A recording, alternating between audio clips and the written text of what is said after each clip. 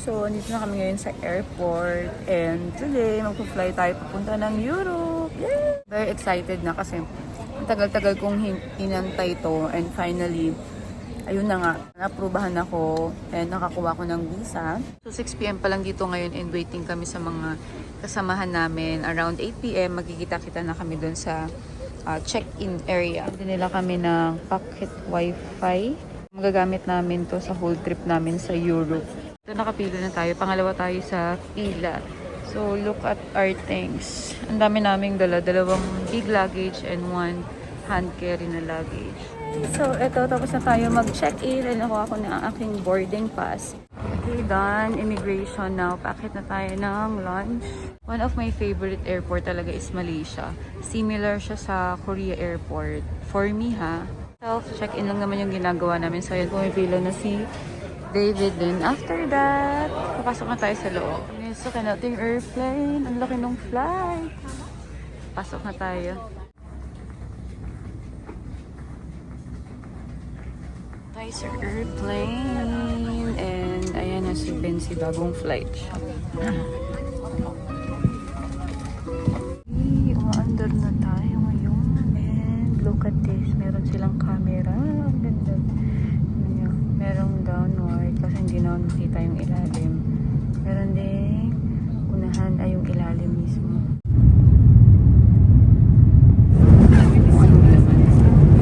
Sa loob meron siyang sounds. Wow, cute.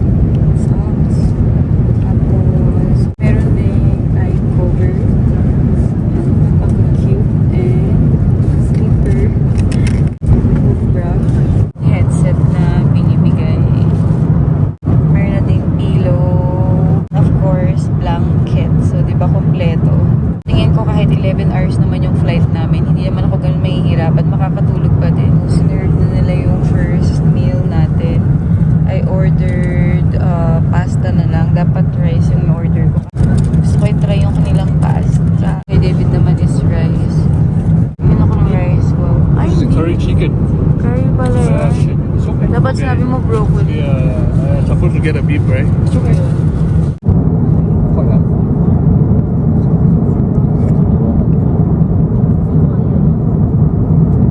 Pasta. Yeah.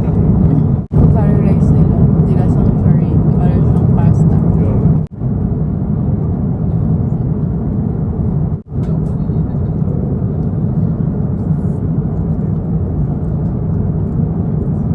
Parang siyang cold noodles.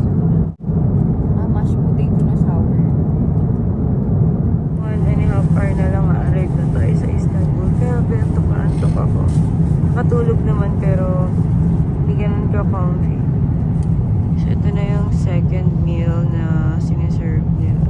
Nag-order ako ng waffle, plain vanilla sauce. Wow! It's a waffle. And yung kay David is, ano yan? Scrambled egg. Scrambled egg. Sarap ba? You want exchange?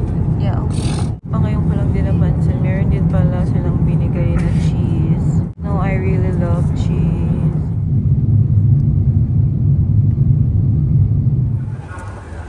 Okay, nandito na tayo sa Istanbul Airport and we have 2 hours layover. And after nito, mag-take na naman tayo ng another flight going to Rome Airport na. Ito na yung transfer area. And ito na rin yung aming boarding pass. So, susundan lang natin itong mga kagrupo namin, yung mga kasabay namin. So, hinahanap na lang namin yung gate namin.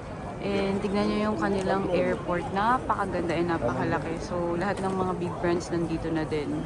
Ayan, una ko napansin, yung LV. Tsaka yung YSL. Chloe. It's on the street. Celine, Dior is also there. Dior, Celine, magkakatabi ah. Oh my God. Grabe ba, Istanbul pa lang tayo. Lahat na ng temptation nandito. Tingnan nyo naman yung Hermes. I heard nga na parang ito yung isa sa mga pinakamalaking transit airport din. For me, para siyang similar sa Dubai Airport. Kasi nakapunta na ako ng Dubai, di ba? So, ganito-ganito rin. Ang laki. Lahat ng mga big brands nandun. Looks like cheap only. But when you convert it, it's how much? Multiply by 5. 60. Ay, 5 ringgit ah. Multiply by 5 ringgit. Hantong. It's hurt. Uy, si Salt Bay nandito din. May Salt Bay din dito. Yeah, he's from Turkey, right? So, next time kapag may oras kaming pumunta or mag-travel dito sa Istanbul, tatry natin yan. Kasi di ba from Istanbul siya. So sa ngayon, daan muna tayo sa kanilang airport. Ang sarap mamili kaso lang, mas mura kasi sa sa Milan as per check-in. Di ba? Mas cheaper pa din in Milan. Ayan, 8 AM ng umaga po yan dito. Pero nakikita nyo sobrang dilim pa, parang madaling araw. Papasok na tayo ng airplane going to Rome. So 2 hours flight lang. Then, arrive na tayo ng Rome. 1 hour to go. 8 AM pa lang in Rome. Istanbul is 10 o'clock. Another meal sa ating flight. Egg ulit. Tapos bread. Okay. Nasakay na tayo ng bus.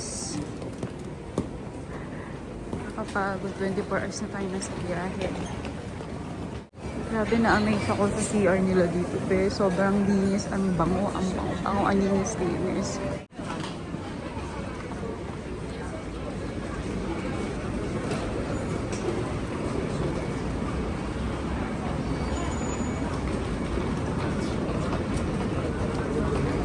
Straight papunta na tayo ng Ventican.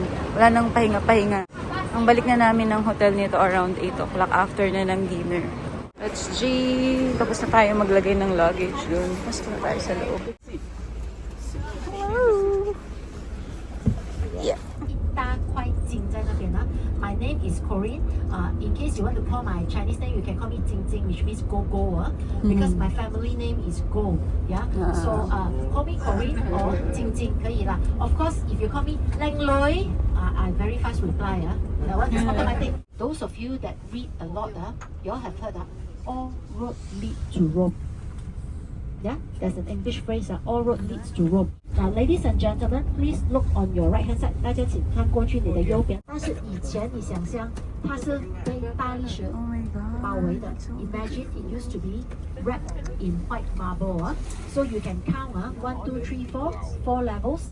Oh my god, sobrang ganda. Ito kakababa lang namin ng bus. And papunta na kami ng Coliseum ngayon. Grabe, naiiyak ako sa sobrang ganda. Hindi ako makapaniwala. Finally, I'm here. My God, ang ganda.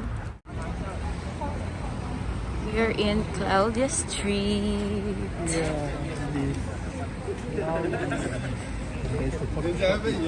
ito yung mga coffee shop. Ganda, no?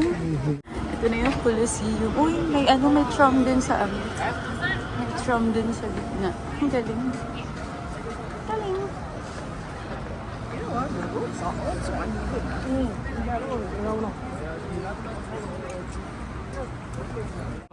Tomigo, yeah, go, Tommy, pattern. 2, 3, go.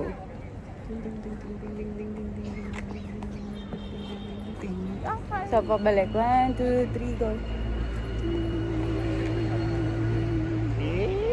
Ang init dito, be. Tinanggal ko muna yung jacket ko. So, ayan, quick picture lang tayo dito sa Coliseum. And ngayon, hanap na tayo ng ibang spot for taking picture. Ngayon, pupunta kami dito sa kabilang side para mag-picture. Ang ganda dito, as in. Alam mo yung feel mo na talaga nasa Europe ka, ganun.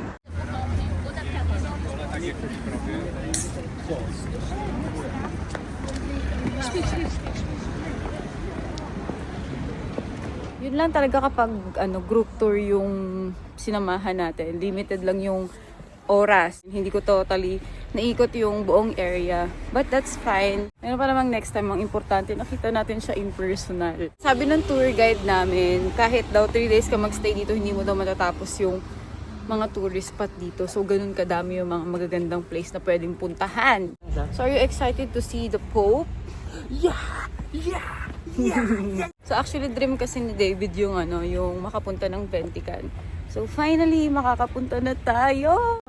这里呢我们在意大利，你们 order coffee 那个时候不要把 listen So in Switzerland, there used to be and there still is something called the Swiss Guard. Yeah, I'll share with you more stories.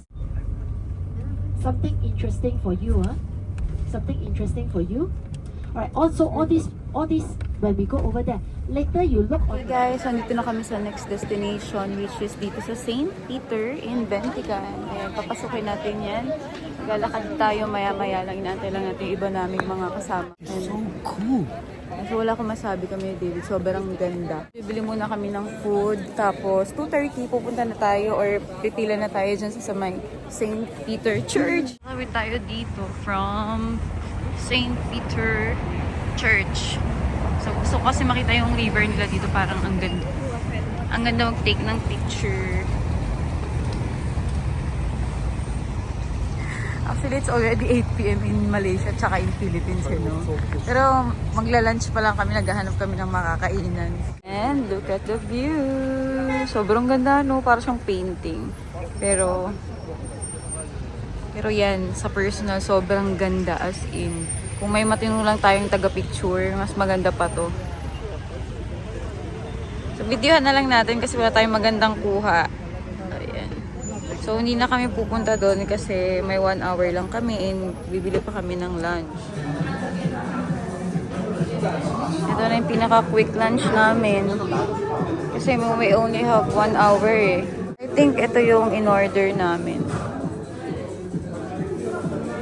Naka-ready na siya, no? Ready made.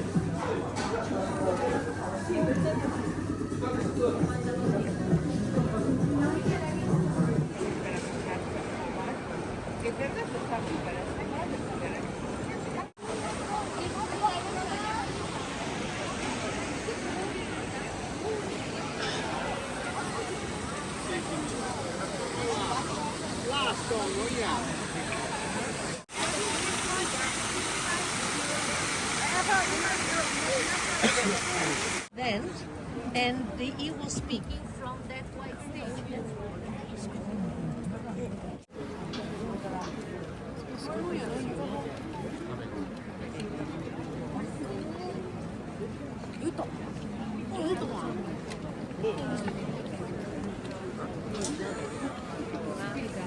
Bago tayo pumasok ng church, mayroong binibigay yung ating guide na translator para mag-gets natin or maintindihan natin kung ano yung... Okay. Okay. Just put it in your ear. Yeah, one for you. You can hear something. People are going to tell you what happened. So, ito na yung Translator. translator.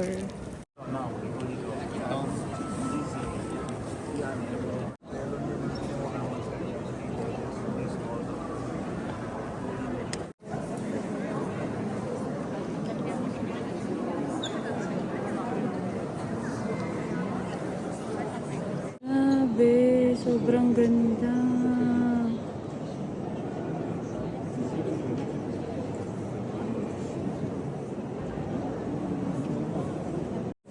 Ganda, no? Nawala na yung ano. Hindi tayo makapagsalita masyado kasi ang daming tao. Pero grabe, sobrang ganda. Gosh, sobrang laki. Ah, sobrang laki. Ah! Ah! Oh my God! Ganda!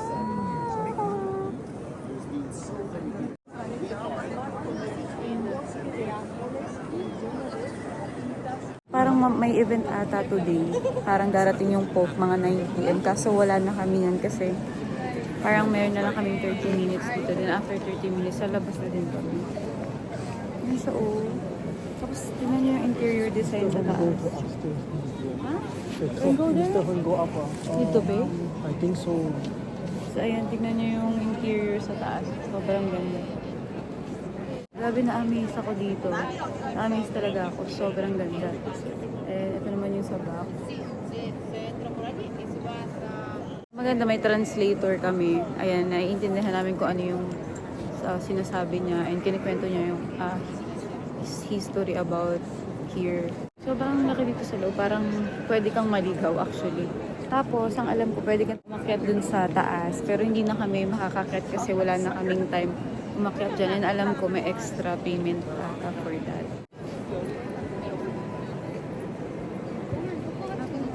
Grabe tong experience na to. Unforgettable kasi sobrang ganda.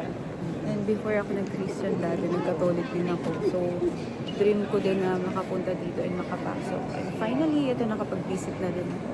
So, nakalabas na ulit kami ng church and punta na kami sa meeting place. So, meron pa ata kami isang pupuntahan na tourist spot. After nito, mag-dinner na din kami. So, nakakapagod today pero grabe, sobrang worth it yung mga pinuntahan namin. Sabi nga namin ni David, kung may chance, babalik kami dito. Yung kami na lang, wala ng tour para mas ma-enjoy namin yung time.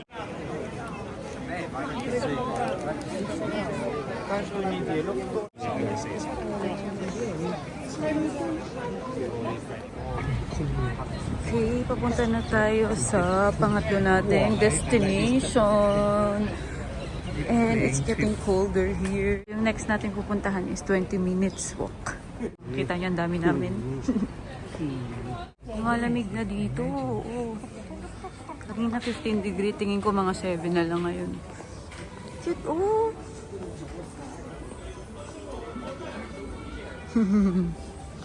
Sarap magkape dyan. So dito mga 6 PM pa lang pala. So mga ganito oras tulog na kami. My God. Ang hirap. Pero okay lang yan, sabi naman ng tour guide namin. 2 to 3 days makaka-adjust na yung katawan namin.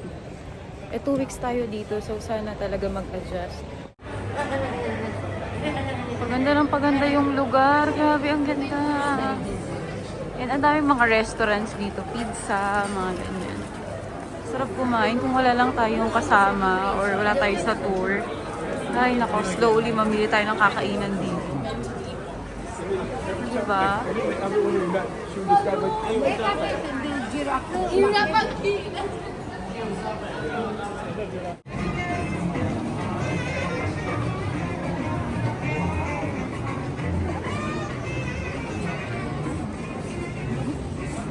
Dumaantik naman yun.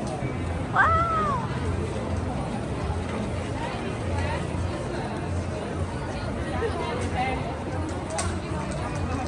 Ito na ba yun? Ito na ba yun? Sarap kumain. Nagugutom na ako. What to do?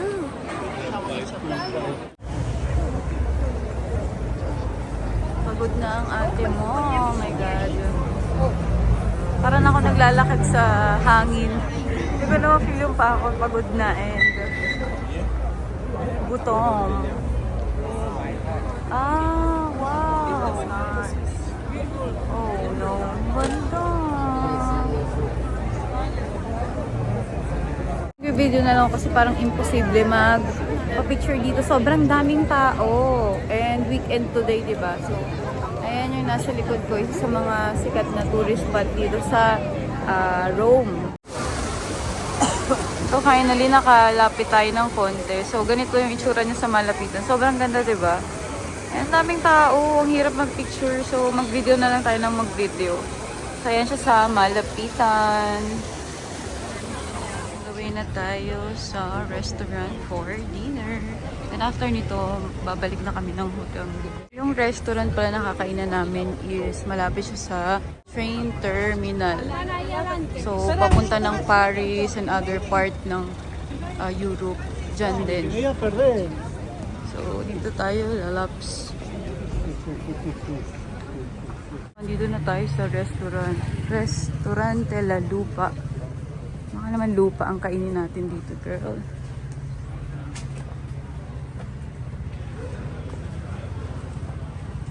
La Lupa. Charis. Wow. Authentic food daw yung mga ino-offer dito. So, let's see.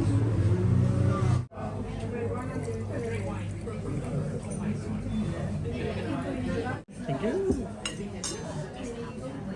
Of course, kailangan kainin natin pasta dahil nandito tayo sa Rome. And ito naman yung ating dessert. So, hindi ko alam kung ano to, pero titikman natin. So, tingin ko ito na yung pang-finale. Then, after nito, balik na tayo sa hotel. Third time, tikman natin kung ano tong dessert na binigay nila.